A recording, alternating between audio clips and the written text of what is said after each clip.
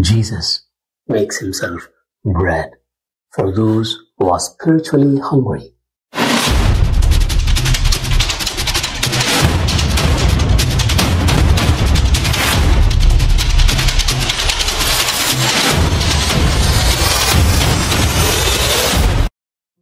To the hungry, God appears in the form of a bread. May the peace and joy of Christ be with you today. We see lots of connection between Jesus and bread.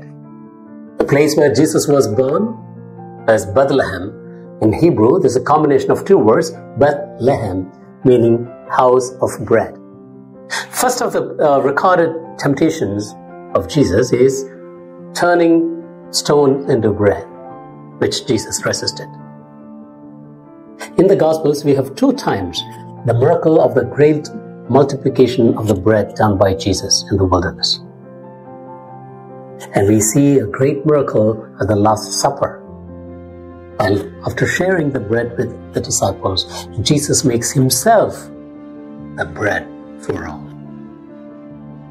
And we again later, after his resurrection, we see Jesus preparing breakfast for the disciples at the shore of Tiberias. The bread and Jesus. God gives bread and God becomes bread. According to the scriptural typology, there are a great connection between the multiplication of the bread in the wilderness done by Jesus and the manna given by God in the wilderness in the Old Testament during the long historic journey, and the institution of the Eucharist at the Last Supper by Jesus, which we have at our table every day. Jesus makes himself bread for those who are spiritually hungry. And Jesus has continuously said, anyone who does not eat my flesh will have no life. And the food that I give for your life is my body. And then later on, he gives his body on the cross and in the Eucharist. Today we live in a society where food has become a great business. Hunger is one of the fundamental needs of every person. The miracle today is not just about Jesus multiplying 5 loaves and for 5,000 and more, and not to reduce the importance and the value of the miracle of Jesus. But the real miracle is when the boy contributed, little boy shared his food, and Jesus blesses and gives, and then people, those who had their own food, began to share among themselves.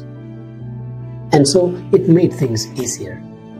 So two important things to be noted here in the multiplication of the bread is contribution and sharing. Food is to be shared with the hungry to satisfy the hunger. Food is not something to be treated as a fancy item that would tell about our status.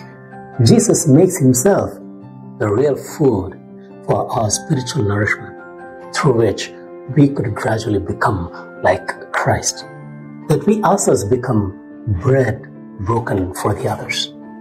We begin to give like Jesus. We begin to love like Jesus. We begin to nourish like Jesus.